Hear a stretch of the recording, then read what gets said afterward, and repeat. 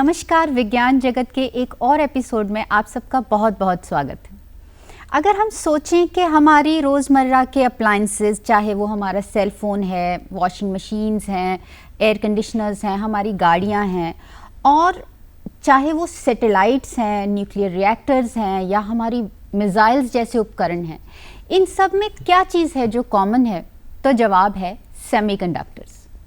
आजकल के समय में जहां हम हर क्षेत्र में ऑटोमेशन यानी मशीन के कार्य को बढ़ा रहे हैं, उसका बढ़ावा हो रहा है, उसी के साथ साथ जो हमारे सेमीकंडक्टर्स हैं, इनकी इम्पोर्टेंस, इनकी यूटिलिटी भी बढ़ती जा रही है। इसीलिए सेमीकंडक्टर्स को न्यू फ्यूल भी कहा जा रहा है। सेमीकंडक्टर्स की इम्पोर्टेंस यहाँ तक है, इस बात का अंदाज़ा हम इस बात से लगा सकते हैं कि आज के समय में अगर वैल्यूएबल कंपनीज़ की बात की जाए तो वो कोई मोबाइल कंपनी नहीं है। The most valuable company in the world is a semiconductor manufacturing company. अब ये सेमीकंडक्टर्स का क्या काम है, ये कैसे काम करते हैं और ये इतने इम्पॉर्टेंट क्यों हैं, इनकी किल्लत से क्या होता है, इस बात का एक उदाहरण हमें पीछे कोविड के दिनों में देखने को मिला। क्योंकि वर्ल्ड लेवल पे जो हमारा प्रोडक्ट फ्लो था वो कम हो रहा था, हमें सेमीकंडक्टर्स की उपलब्धि जो है वो कम हो रही थी, तो उससे जो हमारी कार मैन्युफैक्चरिंग कंपनीज हैं उनको बहुत नुकसान हुआ, क्योंकि कार्स की मैन्युफैक्चरिंग बिना सेमीकंडक्टर्स के पॉसिबल नहीं हो पा रही थी। अब ये सेमीकंडक्टर्स क्या हैं, इनकी इतनी इंपॉर्टेंस क्यों बढ़ रही है, किस चीज़ से ये बनते हैं, कहाँ मैन्युफैक्चर होते हैं, इन सब के बारे में बात करेंगे आज स्टूडियो में। और इस बात के बारे में हमारे साथ हेल्प करने के लिए, हमें समझाने के लिए हमारे साथ स्टूडियो में मौजूद हैं कुरुक्षेत्र विश्वविद्यालय के डिपार्टमेंट ऑफ इलेक्ट्रॉनिक साइंस के प्रोफेसर और senior scientist doctor Anil Vohra हैं। डॉक्टर अनिल, आपका बहुत बहुत स्वागत है। डॉक्टर साहब, सबसे पहले सबसे बेसिक बात जानने की कोशिश करेंगे कि सेमीकंडक्टर्स असल में हैं क्या, कैसे बनते हैं, क्या टेक्नोलॉजी यूज़ होती है और ये कहाँ से इनका पायनियर हुआ, कहाँ से ये शुरू हुए? हम अगर मटेरियल्स की बात करें जी, तो मेटल्स का हमें पता है कि मेटल्स जो हैं वो जब इलेक्ट्रिसिटी कंडक्ट करते हैं तो काफ़ी उनकी रेजिस्टेंस काफ़ी कम रहती है। तो दूसरी तरफ हम देखते हैं इंसुलेटर को देखते हैं जी, इंसुलेटर मेटल की वायर अगर देखें उसके ऊपर हम इंसुलेशन लगाते हैं जी, तो वो इंसुलेटर इलेक्ट्रिसिटी को कनेक्ट नहीं करते। तो जो सेमीकंडक्टर्स हैं वो इन दोनों के बीच में उनकी रेजिस्टेंस रहती है। ओके, ये ना तो मेटल की तरह है और ना ही इंसुलेटर की तरह है। जी, तो अगर हम वैसे बात करें सेमीकंडक्टर्स की तो ये ग्रुप 4 में फॉल करते हैं। ग्रुप 4 जो पीरियोडिक टेबल है केमिस्ट्री का, जी, उसमें ग्रुप जी। 4 में फॉल करते हैं, जिसमें कार्बन जो लोएस्ट उसमें आता है, देन वी हैव सिलिकॉन, और सिलिकॉन के बाद जर्मेनियम है, टिन है और लेड है। तो ये सारे एलिमेंट्स उसमें ग्रुप 4 में रहते हैं। जी, तो सिलिकॉन जो है आजकल it is the most popular one, जो सेमीकंडक्टर्स के यूज़ होते हैं, सभी जो हमारे आईसी वगैरह हैं उसमें सिलिकॉन यूज़ होता है। जी, तो सिलिकॉन सबसे पॉपुलर है। तो सिलिकॉन का एटॉमिक नंबर वो 14 आता है। तो इसके अगर हम केमिस्ट्री की बात करें तो इसके जो लास्ट इसका जो शेल होता है तो उसमें 4 इलेक्ट्रॉन्स उसमें होते हैं। तो इसके कारण इसकी प्रॉपर्टीज जो है सेमीकंडक्टिंग टाइप उसमें आती हैं। जी, तो ये इन जनरल हम ये कहें कि ये ना तो मेटल है ना इंसुलेटर है, तो ये सेमीकंडक्टर्स जो है इनकी रेजिस्टेंस जो वो बीच सी रहती है। अच्छा, ये अगर हम वैसे इनकी रेजिस्टेंस देखें तो काफ़ी हाई है, मेटल से काफ़ी हाई है। ओके, तो इनको इनकी जो कोई भी मतलब कुछ भी हमने बनाना है, इसका आईसी में यूज़ करना है या कुछ भी डिवाइस बनानी है, तो इनको बनाना मुश्किल है एज सच। तो उसके लिए क्या करते हैं कि इसके फिर हम डोप इसके कहते हैं, इसको कहते हैं डोपिंग कहते हैं। डोपिंग में क्या करेंगे, हम मटेरियल जो हमारे पास सिलिकॉन मटेरियल है उसमें हम एक इम्प्योरिटी डाल देंगे। इम्प्योरिटी जैसे एन टाइप इम्प्योरिटी कहते हैं, तो वो एन टाइप इम्प्योरिटी लेटर से फॉस्फोरस ग्रुप 5 में फॉल करता है, और जो पी टाइप इम्प्योरिटी डालेंगे तो वो ग्रुप 3 से आएगी और वो से बोरॉन है।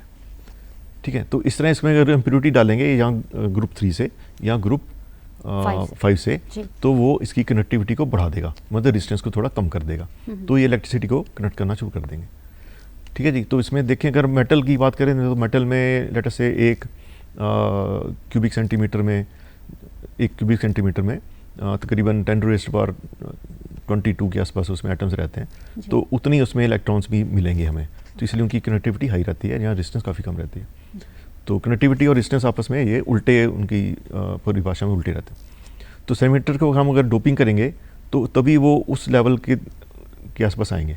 जी, तो डोपिंग के बाद इसमें जो इलेक्ट्रॉन्स होंगे they will be giving you much higher connectivity. तो ये इसका नॉर्मली इसमें यूज़ करते हैं। तो ये तो बात थी कि ग्रुप 4 से आते हैं और इसमें पी टाइप और एन टाइप इसमें हम इम्प्योरिटी डाल के इसको हम काम करने के लिए यूज़ करते हैं। अच्छा, तो अगर हम देखें सिलिकॉन की बात करें, सिलिकॉन जो है ये मोस्ट यू कैन से अबंडेंट, सबसे ज़्यादा मिलता है अर्थ की क्रस्ट में। तो जैसे सैंड हम यूज़ कर रहे हैं, रेत की जिस कहते हैं नॉर्मल उसमें, तो सैंड जो है सारी इसी सिलिका है, बेसिकली वो सिलिकॉन डाइऑक्साइड है। तो इतनी अबंडेंस थी तो लेकिन फिर भी ये बहुत मुश्किल से इसको बनाया जाता है। तो इसमें क्या रीज़न है? क्योंकि सिलिकॉन का जो मेल्टिंग पॉइंट है वो बहुत हाई है, इट इज़ 1414 डिग्री सेल्सियस। क्योंकि हाई मेल्टिंग पॉइंट था इसका, तो इसको आइसोलेट करना बड़ा मुश्किल है। सेकंड, ये ऑक्सीजन के साथ ही मिलता है हमेशा, तो सिलिकॉन डाइऑक्साइड आपको हमेशा मिलेगा। ये इतनी डस्ट है हमारे पास इन फॉर्म ऑफ सैंड या इवन और भी मटेरियल्स जो हैं वो सिलिकेट्स ही मिलते हैं उसमें सिलिकॉन डाइऑक्साइड के फॉर्म में।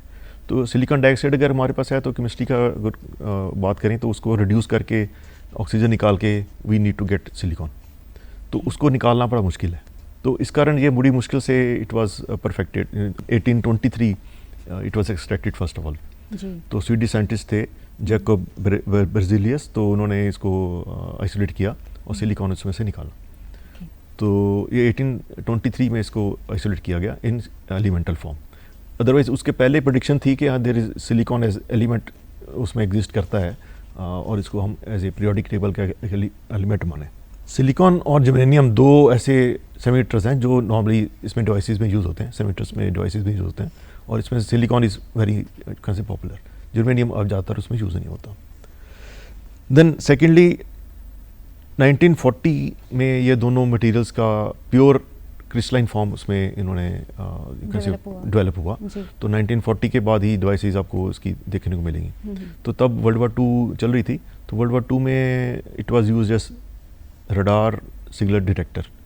सिलिकॉन बेस्ड जो डिवाइसेस थी नॉर्मली पॉइंट कॉन्टैक्ट डायोड्स बनाए जाते हैं, तो they were used as radar detectors. तो रडार की frequency you know it is very high, so frequency normally तब तो अराउंड 2 गीगाहर्ट्ज़ के आसपास यूज़ करते थे, 1 to 2 गीगाहर्ट्ज़। देन उसके बाद लेटर ऑन 1940 में ये पी एन जंक्शन डायोड, हमने पी सिलिकॉन की बात की, एन की बात की यूजिंग इम्प्योरिटीज, तो पी एन जंक्शन डायोड इसमें बनाया गया। और similarly P N junction diode अगर बनता है तो we can always form solar cells also. तो 1940 में ही पी एन जंक्शन और सोलर सेल का पेटेंट भी साइंटिस्ट ने लिया। तो ओल्ड साइंटिस्ट थे हमारे, तो उन्होंने इसका पेटेंट लिया। और फाइनली 1947 में इसके जो मेन एप्लीकेशन है जैसे ट्रांजिस्टर्स वगैरह उसमें बनाने शुरू हुए, तो that it was then started. तो 1947 में William Shockley he give the concept of field effect transistor. It is a specific transistor की क्लास है, फील्ड इफेक्ट ट्रांजिस्टर, उसका कॉन्सेप्ट दिया, लेकिन बनाया काफ़ी बाद में। तो इसमें पायनियर जो है वो सारे मोस्टली बेल लैब्स रहे, बेल लैब्स के साइंटिस्ट रहे। देन और कंपनीज भी इसमें इन्वॉल्व रही, जैसे RCA भी इसमें रही। Then general microelectronics company थी एक, वो भी इसमें इन्वॉल्व रहे। टेक्सास इंस्ट्रूमेंट्स इसमें इन्वॉल्व रहे। देन फेयरचाइल्ड भी later on they got involve into that. तो जो इनिशियल वर्क था सारा बेल लैब्स के उसमें हुआ। दिसंबर 47 में जॉन बार्डिन और ब्रिटेन 2 साइंटिस्ट थे, they made the first point contact diode, and initially it was made on germanium, और later on they shifted to silicon also. And then in 1954 Tannenbaum scientist हैं, उन्होंने फर्स्ट सिलिकॉन जंक्शन ट्रांजिस्टर होता है, जैसे हम point contact की बात कर रहे हैं, एक छोटे पॉइंट की जहाँ पे जंक्शन बनता है। जंक्शन ट्रांजिस्टर थोड़ा सा ब्रॉड होता है, तो उसमें जंक्शन जो है ब्रॉड रहता है। NPN की बात, जैसे N सिलिकॉन, P सिलिकॉन और N सिलिकॉन की बात करें तो वो N सिलिकॉन और P सिलिकॉन का एक जंक्शन होगा, देन P और N की एक और जंक्शन होगा। ठीक है जी। तो अगर ट्रांजिस्टर हम इस तरह का बनाते हैं तो इसको हम बाईपोलर ट्रांजिस्टर कहते हैं, क्योंकि इसमें N भी है और P भी है, तो बाईपोलर इसमें ट्रांजिस्टर रहता है। तो 2 तरह के इसमें कैरियर्स चलते हैं, N type and P type. तो ये 1954 में it was developed, and later on normally junction transistor कहें तो एक स्टैंडर्ड ओन डिवाइस होती है, उसमें 3 पॉइंट का कॉन्टैक्ट रहता है और 3 उसमें से यू कैन से लीड्स बाहर आती हैं, और उसको एज एम्पलीफायर या एज बेसिकली एम्पलीफायर की तरह यूज़ किया जाता है in circuits, in electronic circuits. तो 1955 में एक प्रोसेस इसमें डेवलप किया गया, that was called planar device process. So इसमें सिलिकॉन डाइऑक्साइड का भी रोल रहता है, तो वो भी इसमें उन्होंने डेवलप किया 1955 के आसपास। तो प्लेनर प्रोसेस, प्लेनर मतलब कि लेटर से वी हैव प्लेन मतलब जैसे ये कागज़ के हैं, देयर इज़ अ प्लेन, तो वो डिवाइस उसी प्लेन में रहेंगी सारी। तो दैट अगर हम बाद में देखेंगे तो आईसी जब बनाते हैं तो प्लेनर डिवाइसेस का बहुत बड़ा रोल है। अगर डिवाइसेस प्लेनर नहीं रहते तो they can not be form in the IC form. तो आईसी की बात हम कर रहे हैं, just to interrupt you, IC क्या है जस्ट फॉर आवर व्यूअर्स, क्योंकि हमने 2-3 बार ये शब्द इस्तेमाल किया है, तो आईसी क्या है और इसका क्या कनेक्शन है हमारे सेमीकंडक्टर्स के साथ? आईसी का फुल फॉर्म है इंटीग्रेटेड सर्किट। जी। तो अगर हम सेमीकंडक्टर्स की बात कर रहे थे तो सेमीकंडक्टर्स का जो मीनिंगफुल जो उसकी एप्लीकेशन है, कुछ भी हम बनाते हैं तो एप्लीकेशन तो बहुत सारी हैं, एप्लीकेशन की बात भी करेंगे तो बहुत सारी एप्लीकेशन है। किसी भी एप्लीकेशन फॉर्म में उसको यूज़ करना है, किसी भी उसमें इन्वॉल्व करना है, तो उसमें क्या करना पड़ता है हमें, you need to have a circuit. तो इलेक्ट्रॉनिक सर्किट हम यूज़ करते हैं, इलेक्ट्रॉनिक्स उसमें आ जाती है, तो इलेक्ट्रॉनिक सर्किट उसमें बनाया जाता है। तो एक पर्टिकुलर फंक्शन लेने के लिए तो एक सर्किट उसमें बनाया जाता है। लेट से हमने एम्पलीफायर की बात कर रहे थे, तो हमने एम्पलीफायर बनाना है, तो एक सिंपल एम्पलीफायर के लिए हमें एक ट्रांजिस्टर चाहिए, सेमीकंडक्टर है, उसके आसपास रेजिस्टेंसेस चाहिए। रेजिस्टेंस नॉर्मली वो कार्बन मेटल या मेटल फिल्म से बनाते हैं, कार्बन फिल्म से बनाते हैं, तो उस तरह की रेजिस्टेंस चाहिए, प्लस कैपेसिटर्स चाहिए, तो वो एक एम्पलीफायर बनेगा। तो उसका भी एक पर्टिकुलर सर्किट है, अलग अलग तरह के एम्पलीफायर्स बनते हैं, तो वो इलेक्ट्रॉनिक्स का उसमें डिटेल अलग से डिस्कस कर सकते हैं। तो अगर हम आईसी की बात करें तो इस तरह के कई सारे ट्रांजिस्टर्स उस पर बना के we can have a particular circuit. तो लेट अस से हम एक सिंपल सा टाइमर बना सकते हैं, या जैसे हमारे एलईडी जले हुए हैं, इनकी अपने ब्राइटनेस कम करनी है, ज़्यादा करनी है, उसका सर्किट उसमें बन सकता है। तो इस तरह के अलग अलग इसकी एप्लीकेशंस उसमें आएंगी। इवन जो आईसी हमारे ऊपर लेट से कंप्यूटर में यूज़ होते हैं, तो उसमें एक अलग अलग तरह के हैं जी। तो जैसे कोई हार्ड डिस्क कंट्रोलर होगा, कोई डिस्प्ले कंट्रोलर होगा, कोई कीबोर्ड कंट्रोलर होगा, कोई अपना कम्युनिकेशन स्विच करने के लिए भी उसमें यूज़ किया जाता है, या बफरिंग के लिए यूज़ किया जाता है, या इवन माइक्रो प्रोसेसर उसमें यूज़ करते हैं, जो उसका हार्ट है, कंप्यूटर का हार्ट है, तो उस तरह की चीज़ उसमें बन सकती है। तो वो सारे एक बड़ा सर्किट है, उसको हमने एक कम एरिया में उसको बना दिया। एक बड़ा सर्किट है, अगर हम वैसे उसको लेट से i5 की बात करें, i5 जो जब आईसी इंट्रोड्यूस किया गया था, i5 जो कंप्यूटर चिप है, प्रोसेसर है, तो उसको जब इंट्रोड्यूस किया गया था तो उसमें 1.3 बिलियन ट्रांजिस्टर्स थे, 1.3 बिलियन ट्रांजिस्टर्स थे, ठीक है। तो आज अगर हम देखते हैं i5, सेम i5 में उन्होंने फंक्शनलिटी बढ़ा दी, तो वो तकरीबन 1.82 बिलियन ट्रांजिस्टर्स में है। तो वो छोटा, उसका एरिया बड़ा कम है, एरिया इज़ वेरी स्मॉल। जैसे लेट से अगर एरिया की बात करें तो अराउंड 150 स्क्वायर मिलीमीटर के आसपास, ठीक है। जो इतने छोटे एरिया में इतने सारे उसमें ट्रांजिस्टर्स डाल दिए, तो वो क्या हो गया, सर्किट तो है हमारे पास, उसको हम एक्सपैंड करेंगे तो हो सकता है एक पूरा कमरा उसका बन जाए, ठीक है जी। तो उसको उन्होंने छोटा करके, श्रिंक करके लेटर से एक एरिया में बना दिया, तो 1.3 बिलियन ट्रांजिस्टर्स उस पर डाल दिए उतनी एरिया में, और फंक्शनलिटी उसकी एक पर्टिकुलर फंक्शनलिटी के लिए आ गया। तो ये आईसी का इसका काम है कि हम एक बड़े सर्किट को छोटे फॉर्म में करके उसको हम कम्पैक्ट बना सकते हैं। जी डॉक्टर साहब, एक लेमैन लैंग्वेज में अगर हम बात करें और जानना चाहें कि ये जो हमारे सेमीकंडक्टर्स हैं, ये कैसे मैन्युफैक्चर होते हैं, क्या क्या इनके पार्ट्स होते हैं, क्या टेक्नोलॉजी यूज़ होती है इनमें? जी, तो सेमीकंडक्टर्स के एक्चुअली 2 तरह की डिवाइस हैं मेन। एक तो स्टैंड अलोन हमने ट्रांजिस्टर की बात की, 3 उसमें लीड्स आती हैं बाहर। दूसरी हमने आईसी की बात की। तो आईसी में अगर हम देखेंगे तो आईसी एक बड़ा पैकेज में आता है नॉर्मली, तो उसमें बहुत सारी लीड्स बाहर आएंगी। तो लेट अस से मतलब सिंपल सा आईसी देखें, टाइमर आईसी 555 कहते हैं, उसमें 8 उसमें लेग्स उसकी आती हैं, 8 लीड्स आती हैं। और बड़े ज़्यादा बड़े बात करें 16 की हैं, 24 की हैं, 40 की भी हैं। देन उसके बाद बात करें तो 144 या ऐसे 200 ऐसे 256 लीड्स भी उसमें बाहर आती हैं, डिपेंडिंग अपॉन उसका अंदर फंक्शन क्या है जी। और बाहर उसने कम्युनिकेशन कैसे करनी है, तो उस पर डिपेंड करेगा। जैसे प्रोसेसर्स हैं उसमें बहुत सारी लीड्स बाहर आएंगी, तो ये उसमें है। तो अच्छा, दूसरा इसमें देखें तो ये 2 तरह की डिवाइसेस हमारी होगी। आईसी जो हम बनाते हैं तो वो कैसे बनाते हैं, आपने ये क्वेश्चन पूछा था, मैन्युफैक्चर क्या टेक्नोलॉजी मटेरियल, इसमें एक्चुअली एक सेमीकंडक्टर मैन्युफैक्चरिंग प्लांट बनाया जाता है, ठीक है जी। तो सबसे पहले हमारे पास जो सिलिकॉन की हम बात कर रहे थे, सिलिकॉन को प्योर फॉर्म में हम बनाते हैं। प्योर फॉर्म में कैसे बनेगा, प्योर फॉर्म में एक प्रोसेस है उसका क्रिस्टलाइन सिलिकॉन निकालने के लिए, तो वो क्रिस्टल सिलिकॉन का बनाया जाता है।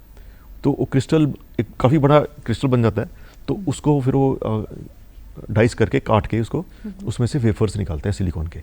तो सिलिकॉन का वेफर एक जैसे लेटर से गोल रहेगा नॉर्मली, जैसे एक प्लेट होती है हमारी उस तरह ही रहेगा, तो वो गोल प्लेट में रहेगा।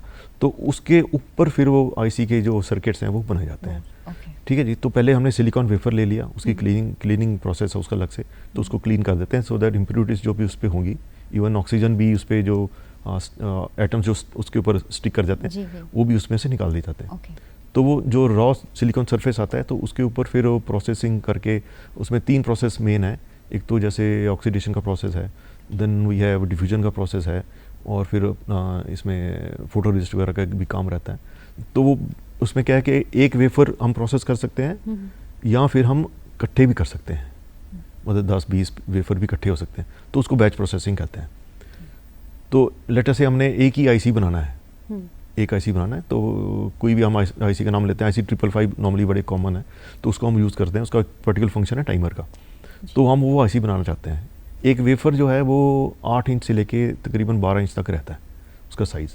तो कौन सा हम प्रोसेस, कौन सी fabrication you can say lab है हमारे पास, फैब्रिकेशन हाउस है, तो उसके अंदर क्या प्रोसेसिंग के उसके कैपेबिलिटीज़ हैं, उस हिसाब से उसका साइज़ रहेगा। 8 इंच का यूज़ करेंगे, 10 का करेंगे, 12 का करेंगे, उस पर डिपेंड करेगा। तो अगर हम 12 इंच का वेफर देखें तो उस पर हमने बात की जैसे 150 स्क्वायर मिलीमीटर का एरिया है, तो वो बहुत सारे उसमें आईसी बन जाते हैं। तो वो आईसी जब बन जाएंगे तो आईसी को फिर वो बनाने के बाद उनको उसमें काट लिया जाता है, अलग अलग काट लेते हैं। तो छोटे छोटे देखेंगे उसमें से आईसी के निकल आते हैं, टुकड़े निकल आते हैं, उनको हम कहेंगे डाई। डाई को हम इंडिविजुअली लेके और उनको फिर हम पैकेजिंग कर देते हैं एक बड़े पैकेज, जैसे छोटा सा हमने बात की, छोटा सा है, उसको बड़े पैकेज में उसको पैकेज कर देते हैं और फिर उसकी लीड्स बाहर आ जाती हैं। तो वो जो लीड्स हम देखेंगे बाद में सर्किट पे लगी रहती हैं, आईसी जैसे प्लेट उस पर देखें, पीसीबी पे देखें, आईसी लगे होते हैं, तो उनकी लीड्स बेसिकली वो दिख रही होती हैं, पैकेज दिख रहा होता है। जो एक्चुअल आईसी है वो उसके अंदर रहता है। तो लोगों ने एक्चुअली यूट्यूब पे वीडियोस भी हैं, लोगों ने उल्टा भी कर रखा है कि आईसी लेके उसको उन्होंने खोल के सारा निकाल के, पैकेजिंग निकाल के अंदर क्या है उसके, वो भी उन्होंने दिखा रखा है, वो भी एक्सप्लोर कर सकते हैं, उसको भी देख सकते हैं। तो वो बड़ा इंटरेस्टिंग चीज़ थी। तो अब आईसी हमारे पास ये बन गया।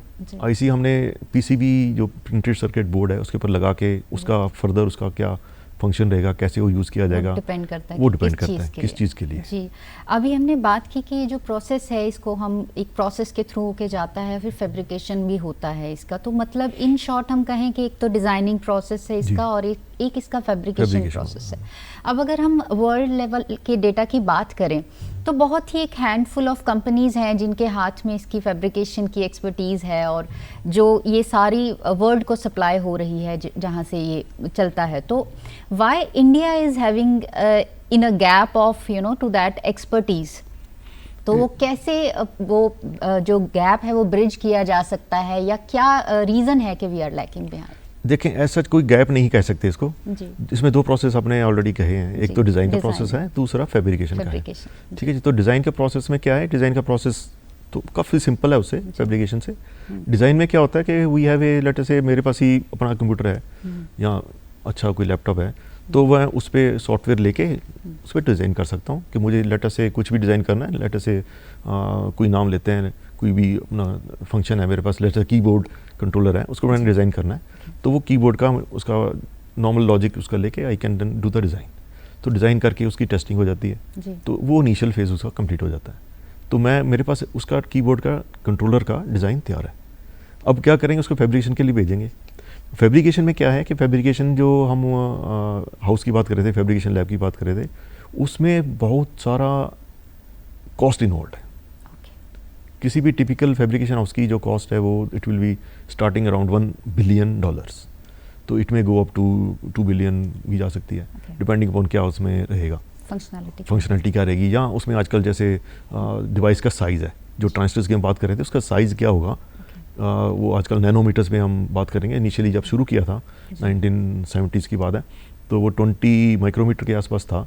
आजकल वो अपना 10, 11, 7, 5, 4 नैनोमीटर्स की डायमेंशंस में चले गए।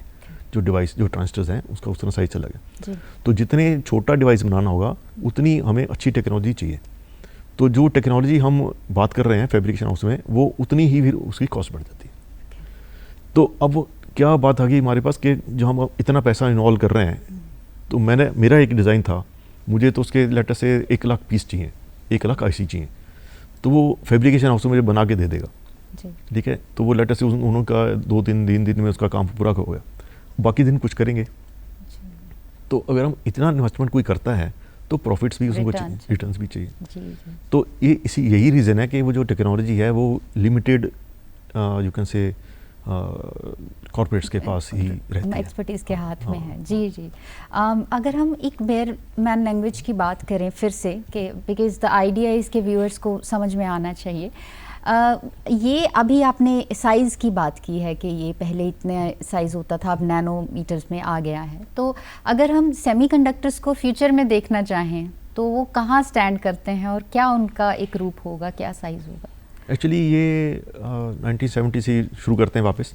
तो साइज़ उसका जो डिवाइस का साइज़, जो डिवाइस की हम बात कर रहे हैं ट्रांजिस्टर की, तो आजकल हम MOSFET यूज़ करते हैं, MOSFET यूज़ करते हैं, metal oxide semiconductor field effect transistor use करते हैं। जितनी भी डिवाइसेस हैं उसके 2 फॉर्म, N टाइप और P टाइप, वो यूज़ किए जाते हैं सारे डिवाइसेस में। अच्छा, एक इसमें थोड़ा सा बीच में गैप आ गया। हम इलेक्ट्रॉनिक्स की बात करते हैं तो 2 तरह की इलेक्ट्रॉनिक्स नॉर्मली देखी जाती है, एक होती है एनालॉग टाइप, दूसरी डिजिटल टाइप। जी। तो एनालॉग में नॉर्मली हम वोल्टेज को देखें तो 5 वोल्ट लेते हैं, तो 0 से 5 कहीं भी वोल्टेज आ सकती है। तो 0, 0.1, 0.2, 0.3 ऐसे वोल्टेज हम चेंज कर सकते हैं 5 वोल्ट तक। लेकिन जब हम डिजिटल की बात करें तो उसमें 2 ही लेवल यूज होते हैं, बाइनरी में 0 होगा या 1 होगा। तो 0 लेवल 5 वोल्ट मतलब 1। अगर हम वोल्टेज चेंज करते हैं, हमने लेटर से 2.7 वोल्ट रख ली जो सप्लाई वोल्टेज है, तो 0 वोल्ट विल बी 0 लेवल और 2.7 वोल्ट विल बी 1 लेवल। तो 0 और 1 लेवल रहेंगे हमेशा, इसमें बाइनरी में रहेंगे। तो जितने भी हम ट्रांजिस्टर्स हम यूज़ करते हैं normally, most of the time 95% time वो सारे डिजिटल ही उसमें यूज़ होते हैं। ठीक है, उसमें कई रीज़न हैं, रीज़न्स हम इसमें डिस्कस ना करें तो बहुत सारे रीज़न हैं इसके कारण ये डिजिटल यूज़ होते हैं। तो अब जो जितनी भी डिवाइसेज हैं हमारी वो डिजिटल फॉर्म में बनेंगी। ठीक है जी। तो उसके डिजिटल में क्या है, हम MOSFET यूज़ करते हैं। ठीक है जी। तो 1970 में जब फेट्स यूज़ होने शुरू हुए तो उनका साइज़ जो था वो डिवाइस साइज़ कहते हैं उसको, उसमें चैनल लेंथ नॉर्मली काम आती है उसकी, तो वो बहुत ज़्यादा था। 22 माइक्रोमीटर से शुरू हुआ। ठीक है जी। तो धीरे धीरे वो साइज़ कम करते गए। तो ज़्यादा बड़ी डिवाइस का क्या नुकसान है और क्या फ़ायदे हैं? फ़ायदे बनानी आसान है। नंबर 2, उसका नुकसान क्या है? नुकसान है कि एरिया ज़्यादा लेगी। तो अगर हमने लेटर से एक आईसी लिया, हमने बात की 150 स्क्वायर मिलीमीटर की, तो उतना ही ले लें तो उसमें number of devices come fit होंगी। तो अगर हम कम डिवाइसेस रखते हैं तो फंक्शनैलिटी जो फंक्शन हमारा है वो कम आएगा, लिमिटेड आएगा। हमने क्या किया, फंक्शनैलिटी बढ़ाने के लिए डिवाइस का साइज़ छोटा शुरू करना कर दिया, तो वो डिवाइस का साइज़ छोटा होना शुरू हो गया, तो नंबर ऑफ डिवाइसेस आईसी पे बढ़ती चली गई। इसमें एक मूर्स लॉ का भी रोल आया। मूर अपना इंटेल के सीईओ रहे, तो उन्होंने एक प्रिंसिपल दिया था that is called Moore's law. तो उनके अकॉर्डिंगली एवरी 18 मंथ्स, हर 18 महीने में डिवाइस का साइज़ हाफ हो जाएगा और नंबर डबल हो जाएगा। नंबर डबल हो जाएगा। तो नंबर डबल वाला तो चल रहा है, तो उसी कारण डिवाइस का साइज़ भी लोग रिड्यूस, साइंटिस्ट को रिड्यूस करना पड़ा, क्योंकि अगर हमने लेटर से आईसी को बहुत ज़्यादा बड़ा नहीं करना तो वो need to reduce the size of the device.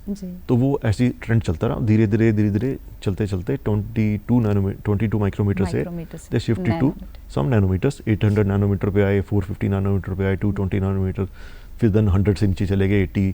तो ये तो अभी रिसेंट की बात है, देखते देखते ऐसे हुआ है। तो रिसेंटली 1-2 साल पहले ही 22 नैनोमीटर्स भी चल रहा था, 11 नैनोमीटर भी चल रहा था।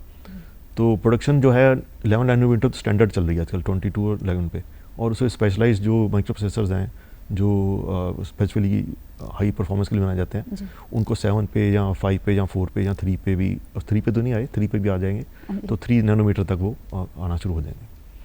तो इसका जी अभी फ्यूचर में तो इसका फ़ायदा क्या है? फ़ायदा यह है कि इसका एक तो डिवाइस का साइज़ छोटा हो गया, फंक्शनैलिटी बढ़ गई, फंक्शंस बढ़ गए, और दूसरा इसका जो पावर है, जो पावर कंजम्पशन है, वो ओवरऑल कम हो जाएगा, कम होती जाएगी। तो आप देख रहे होंगे कि विद टाइम जो है बैटरीज जो हैं, हमारे फ़ोन्स की बैटरीज भी हैं, उसकी लाइफ भी बढ़ रही है। तो साइज़ बैटरी की तो उतना ही है, 3000 से मिली एम्पियर आवर की बैटरी यूज़ करते हो फ़ोन में, जी। तो वो पहले 1 दिन चलता था, अब 2 दिन भी चल जाता है। बिल्कुल, तो ये उसमें फ़ायदे हो ये बहुत एक इंटरेस्टिंग टॉपिक पे हम बात कर रहे हैं, तो हम अपने व्यूअर्स के लिए, खासकर जो यंगर जनरेशन है, जो स्टूडेंट तबका है हमारा, उनके लिए आपसे जानना चाहेंगे कि अगर कोई सेमीकंडक्टर्स की, इस इलेक्ट्रॉनिक्स के इस फील्ड में आना चाहे तो क्या इसके लेवल्स हैं, क्या एजुकेशन फील्ड उनको फॉलो करना होगा और किस तरह वो ये पढ़ाई पढ़ सकते हैं? ये सभी लेवल्स में अवेलेबल है। +2 में तो ऑलरेडी एक चैप्टर उसमें है, सेमीटर्स के ऊपर है, जिसमें एम्पलीफायर वगैरह उसमें पढ़ाते हैं। बेसिकली इलेक्ट्रॉनिक्स और सेमीटर्स मिला के हैं। देन दूसरा BSc लेवल पे भी इसमें कोर्सेज हैं। हरियाणा की बात करें तो हरियाणा में बहुत सारे कॉलेजेस में BSc में इलेक्ट्रॉनिक्स है जी। अच्छा, इंटरेस्टिंगली इलेक्ट्रॉनिक्स का जो फ्यूचर है वो बड़ा सिक्योर, मैं कहूँगा, मैं तो अपनी तरफ से कहूँगा बहुत सिक्योर है। क्यों? क्योंकि ये बेसिस है, बिल्कुल कंप्यूटर्स का बेसिस है। और जितने भी हमने एप्लीकेशंस बीच में छोड़ दी, जितनी एप्लीकेशन देख रहे हैं कंज्यूमर इलेक्ट्रॉनिक्स में, तो बहुत सारी एप्लीकेशन हैं, हम सभी में देख रहे हैं। बहुत ही एप्लीकेशन है कंज्यूमर इलेक्ट्रॉनिक्स, टीवी हो गया, फ्रिज हो गया, हर चीज़ में इलेक्ट्रॉनिक्स है। जिसमें इलेक्ट्रॉनिक्स है उसमें सेमीटर्स जाएंगे। उसके बिना नहीं चल सकते। इवन आजकल जो LED डिस्प्लेज आ गए, LED लाइट्स लगी हुई हैं, इनमें सभी में सेमीटर्स हैं। मतलब पहले ये LED हैं, वाइट LED हैं, तो पहले LED जो है एक्चुअली रेड, ग्रीन और येलो आते थे, ब्लू LED नहीं था। तो ब्लू LED जब तक नहीं आया तब तक वाइट लाइट आप नहीं जनरेट कर सकते, क्योंकि वो 3 कलर से RGB कॉम्बिनेशन बनता है, तो उससे वो वाइट लाइट जनरेट होती है। तो जब ब्लू LED आ गया तब वो वाइट लाइट्स जनरेट होनी शुरू हुई, तो वाइट LEDs भी देन पॉपुलर हो गए। तो अब देखें कितना LED की कितनी आजकल डिमांड है। तो हर फील्ड में हर जगह LED दिखते हैं, तो दूसरी लाइट्स तो बंद ही होगी। तो मतलब आप ये कहें कि इलेक्ट्रॉनिक्स जहाँ पे भी जाएगी वहाँ सेमीटर साथ जाएंगे। तो इसका बहुत ज़्यादा स्कोप है। तो इवन जितने कंप्यूटर्स आप देख रहे हो, सब कंप्यूटर्स में पीछे जो बैकग्राउंड है वो इलेक्ट्रॉनिक्स है। अगर इलेक्ट्रॉनिक्स इतनी तरक्की ना करता तो कंप्यूटर्स कभी भी फास्ट ना होते। कंप्यूटर्स वहीं के वहीं, जैसे शुरू में थे 8086 वाले थे, या 80386 वाले थे, या 486 वाले थे, पेंटियम 1 भी था, तो वो वहीं रह जाते। अगर इसमें इतनी प्रोग्रेस ना होती इलेक्ट्रॉनिक्स में, तो वहीं के वहीं रहते। तो फ्यूचर में देखेंगे और भी इसमें पॉसिबिलिटीज़ हैं जो आएंगी। जी, जैसे कि डॉक्टर साहब ने कहा, बहुत सिक्योर फ्यूचर है, बिकॉज अभी इतने सालों से, इतने डेकेड से ये प्रोग्रेस चल रही है, लेकिन अभी भी स्काई इज़ द लिमिट। बहुत प्रोग्रेस और बहुत डिस्कवरीज और इन्वेंशंस की इसमें अभी जगह है। तो अगर हम इंडियन गवर्नमेंट की बात करें तो गवर्नमेंट ने एक नेशनल सेमीकंडक्टर मिशन शुरू किया है, तो वो किस तरह से काम कर रहा है और क्या उसकी कंट्रीब्यूशन रहेगी सेमीकंडक्टर्स की और आगे बढ़ाने में इंडिया को? एक्चुअली फ्यूचर जो है सेमीटर्स का, क्योंकि इतना स्ट्रॉन्ग है, तो इसको देखते हुए गवर्नमेंट ऑफ इंडिया ने सेमीटर मिशन शुरू किया, इंडियन सेमीटर मिशन के नाम से शुरू किया। तो इसमें 76,000 करोड़ का उसमें आउटले है, तो जिसमें कंपनीज भी उसमें अपना योगदान देंगी साथ में। तो उसमें अलग अलग तरह के उसमें एरियाज़ में इसमें प्रोग्रेस की जाएगी। इवन सेमीटर बनाने के लिए, उसमें डिज़ाइन के लिए भी, देन पैकेजिंग एक अलग से एरिया आता है, सेमीटर पैकेजिंग अलग से एरिया उसमें भी है। देन एजुकेशन के फील्ड में बहुत सारी उसमें इंस्टीट्यूट को फंड किया गया है अलग अलग तरह का। देन डिफरेंट तरह की ट्रेनिंग स्टूडेंट्स को इसमें देने के लिए, इंजीनियर्स तैयार करने के लिए इस फील्ड में उनको ट्रेनिंग देने के लिए इसमें आउटले है। तो ये सब चीज़ें उसमें मिल के ये सारा उसमें काम करेगा। तो अगले कई सालों में देखेंगे कि जो स्टूडेंट्स हैं वो काफ़ी इसमें इंटरेस्ट ऑलरेडी ले रहे हैं, तो काफ़ी इसमें जनरेट होगी, जो मैन पावर काफ़ी जनरेट होगी और वो सारे इस फील्ड में जाएंगे। तो जो इंडिया में जो कमी रही है पीछे, वो भी इसमें उम्मीद है कि काफ़ी हद तक पूरी होगी। अवेयरनेस आएगी, अवेयरनेस भी आएगी। और मैं तो ये कहूँगा कि ये फील्ड इतना इंटरेस्टिंग है, इतना अच्छा फील्ड है, और अगर कोई इसमें चला जाता है तो उसको पीछे मुड़ के देखने की जरूरत नहीं पड़ती कभी। इसमें इतनी ज़्यादा प्रोग्रेस है और फ्यूचर इतना सिक्योर है। जी डॉक्टर साहब, अगर हमारे हरियाणा राज्य की बात करें तो गुड़गांव को एक टेक्निकल हब की तरह देखा जाता है, स्पेशली इन द नॉर्थ। तो क्या पॉसिबिलिटी है कि हम अपनी जो सेमीकंडक्टर डिज़ाइन इंडस्ट्री है या सेंटर्स हैं वहाँ पे डेवलप किए जाएं, सो दैट उस एक एरिया का फ़ायदा उठाया जाए बीइंग अ टेक्निकल हब? क्या गवर्नमेंट के इसमें इनिशिएटिव्स हैं? हाँ जी, ऑलरेडी ना चलिए सेमीटर जो डिज़ाइन है, इसमें डिज़ाइन की बात करूँ तो ये मतलब आसान कंपोनेंट है काफ़ी, तो ये बहुत आसानी से हो सकता है। जो चाहे वो गुड़गांव है, गुड़गांव तो ऑलरेडी टेक्निकल हब है, और भी कहीं पे भी आप करना चाहें तो इवन मतलब आउटसाइड गुड़गांव भी कर सकते हैं, कोई ऐसी इशू नहीं है, क्योंकि इंटरनेट की अवेलेबिलिटी सब जगह है। और बेसिकली एक लैब आपको सेटअप करनी होती है इसमें, तो जो डिज़ाइन के लिए तो एक सिंपल लैब चाहिए, तो अच्छे कंप्यूटर्स उसमें चाहिए, वर्कस्टेशन टाइप चाहिए और सॉफ्टवेयर चाहिए और मैन पावर तो नोडर चाहिए। तो उसके साथ आप सिंपल डिज़ाइन हाउस शुरू कर सकते हैं। तो गुड़गांव है या आसपास सिटीज़ जो भी हैं कर सकते हैं उसमें। तो ये बड़ा अच्छा आइडिया है, तो it can be very well done. जी, बहुत एक फ्यूचरिस्टिक व्यू से देखा जाए तो एक बड़ी अच्छी इंडस्ट्री है। और सेमीकंडक्टर्स क्या हैं, कैसे काम करते हैं, टेक्निकलिटीज़ क्या हैं, उसकी जो बेसिक समझने की ज़रूरत थी हमने कोशिश की है कि हमारे व्यूअर्स तक पहुंचा सकें। स्पेशली जो स्टूडेंट्स हैं जो अभी करियर के बारे में सोच रहे हैं, तो बहुत इम्पॉर्टेंट है कि उनको ये जान सकें कि क्या और टेक्नोलॉजीज़ आ रही हैं जिनमें एक सिक्योर फ्यूचर या एक इंटरेस्टिंग करियर बनाया जा सकता है। तो सेमीकंडक्टर्स एंड इलेक्ट्रॉनिक्स की ये ब्रांच ऑब्वियसली एक बहुत प्रॉमिसिंग ब्रांच है।